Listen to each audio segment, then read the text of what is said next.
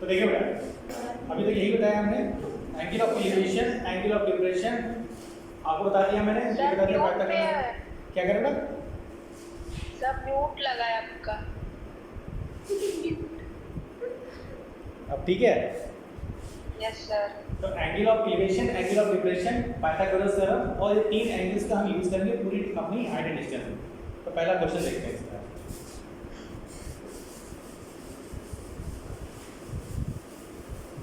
हमको पहला question, first question note करें।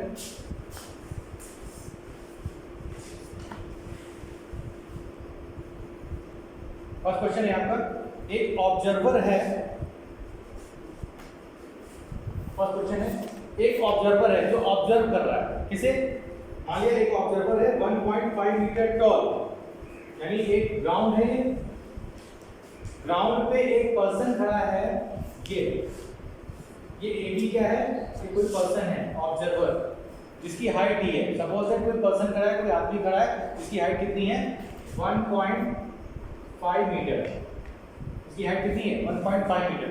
ये क्या कर रहा है, an observer of 1.5 metre tall is 28.5 metre away from chimney, यानी एक चिमनी लगी हुई है यहाँ पर, ये क्या लगी हुई है, चिमनी लगी हुई है। तो चिमनी से कितनी दूर ये है 28.5 मीटर दूर एक ऑब्जर्वर खड़ा है, यानी यहाँ चिमनी लगी है, चिमनी से 28.5 दूर पे क्या है, एक पर्सन खड़ा है जिसकी हाइट दी है 1.5 मीटर। चिमनी को मान लो सपोज दैट आपको mn मान लें, mn क्या है, चिमनी। अब हाइट एंड डिस्टेंस के क्वेश्चन करने से पहले आप एक चीज समझ लीजिए, जो भी चीजें आप सपोज करते हो, जो भी चीज आप मानते हो, जो भी चीजें गिवन होनी है उसको आपको लिखना होता है, यानी जो भी आप लैंग्वेज लिखोगे उसका 1 मार्क्स होता है, 1 मार्क उसका भी होगा। तो हम क्या कहा, लेट mn आपने क्या माना, आपने mn को कहा ये क्या है, ये चिमनी है, ये क्या है, चिमनी। AB क्या है, AB कोई ऑब्जेक्ट है, तो क्या ऑब्जेक्ट है AB, ऑब्जेक्ट को कुछ दिया है कितना है 1.5 मीटर, तो ऑब्जेक्ट लिख दिया 1.5 मीटर। क्या चिमनी के बारे में कुछ और कह रहा है the angle of elevation of top of chimney from the I is 45 degree, यानी ये पर्सन जो खड़ा है इसकी आंखें नीचे होंगी या ऊपर होंगी, इसकी आंखें ऊपर होंगी, ये पॉइंट पर नीचे तो होंगी नहीं। तो जब इसकी आंखें यहाँ पे हैं तो यहाँ से जो एंगल बना रहा है चिमनी के टॉप का, वो कितना बना रहा है, वो 45 डिग्री बना रहा है, यानी अगर इस लाइन को यहाँ से ज्वाइन कर दें तो ये एंगल कितना बन रहा है, ये एंगल 45 डिग्री बन रहा है। और ये एंगल कौन सा होगा, ये एंगल ऑफ एलिवेशन। क्या कहानी क्लियर हुई? मेरा कहने का मतलब है ये एक चिमनी खड़ी थी, चिमनी से 28.5 दूर पे एक आदमी खड़ा हुआ था, या पर्सन खड़ा था, या ऑब्जेक्ट खड़ा था 1.5 मीटर का, ठीक है। अब आपने क्या किया, ये लैंग्वेज में लिख दिया, लेट mn को हमने चिमनी मान लिया, AB को आपने ऑब्जेक्ट मान लिया जिसकी हाइट थी 1.5 मीटर। ऑब्जेक्ट की आंखों पे एंगल जो बन रहा है चिमनी के टॉप का, उसे कहते हैं angle of elevation, that is given is 45 degree, ये 45 डिग्री है। इसके बाद क्या कह रहा है, इसके बाद वो कह रहा है what is the height of chimney, आप बताइए चिमनी की हाइट कितनी होगी, यानी mn कितना होगा ये पूछा है। तो mn कितना होगा ये पूछा है, पूछने दो। mn कितना है, mn को आपने माना चिमनी को, उसको क्या मान लिया h, ये क्या मान लिया h, ये चीज सपोज की h। क्लियर? कैसे निकाल सकते हैं, क्या तरीका है निकालने का, सोचो फिर बताओ कैसे कर सकते हैं, माइंड यूज करो और करके देखो कैसे करते हैं। पहले अपने हिसाब से करो फिर करो।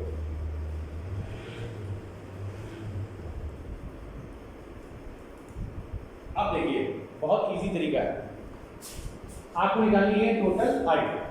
क्लियर है?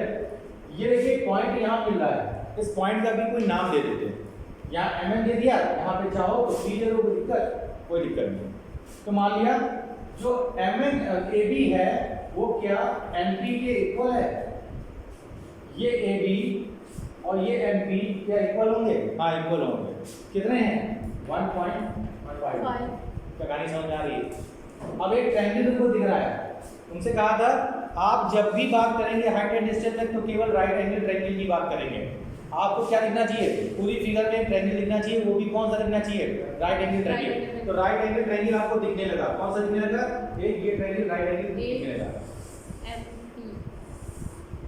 ये आपको राइट एंगल ट्रायंगल दिख रहा है, दिख रहा है। तो चिमनी कोई टेढ़ी तो खड़ी नहीं होगी, तो सीधी खड़ी होगी, तो ये क्या होगा 90 डिग्री का राइट एंगल ट्रायंगल आपको दिखने लगा।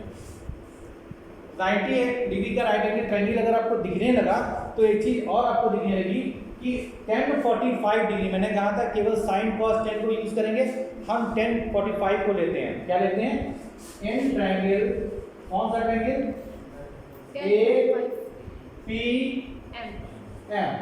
APM, जहां पे एंगल P आपका 90 डिग्री है, तो 1045 क्या हो जाएगा? 1045 degree equal to perpendicular upon base. ये तो पढ़ा था, परपेंडिकुलर क्या है? 45 के सामने आ रहा परपेंडिकुलर, यानी MP upon base, base is PA, यानी PA। अब बताइए एक चीज और गिवन है, ये BN की वैल्यू गिवन है, BN कितना है आपका?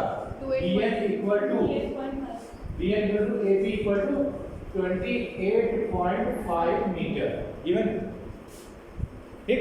तो MP बड़ा बताओ कितना है? MP मालूम है? नहीं मालूम है, MP ही नहीं मालूम है, तो MP निकालना है। MP ऊपर लिख दिया हमने, AP कितना बता दिया? 28.5, बोलो बेटा 28.5। 1045 की वैल्यू कितनी होती है? 1। याद होगा 1045 की वैल्यू कितनी होती है? 1। अगर नहीं याद है याद कर लीजिए, और यहाँ पे क्या आएगा? MP अपॉन 28.5 क्रॉस मल्टीप्लाई कर दीजिए, क्रॉस मल्टीप्लाई जैसे करोगे क्या आ जाएगा? MP इक्वल टू आ जाएगा 28.5।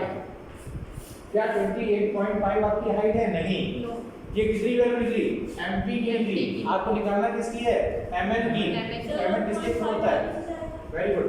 तो MN इक्वल टू क्या हो जाएगा? MP plus BN। MP कितना होता है? 28.5 प्लस 1.5 कितना आ गया? 30 मीटर। यही क्या चिमनी है? हाँ ये चिमनी है, यही है सॉल्यूशन। बहुत इंपॉर्टेंट क्वेश्चन और बहुत इजी क्वेश्चन, ये 1 नंबर का क्वेश्चन पूछा जाता है, इसके ऊपर इसकी कोई वैल्यू नहीं। समझ आ रहा है? Yes sir. वही कॉन्सेप्ट लेके चलेंगे, जो कह रहा है वो बनाते जाओ, जैसे निकालना है तरीका वही आपका, केवल आपको राइट एंगल ट्रायंगल पकड़ना है, क्वेश्चन आपका। नोट डाउन कर बेटा, most important question. Anshika clear है? सर हाँ जी।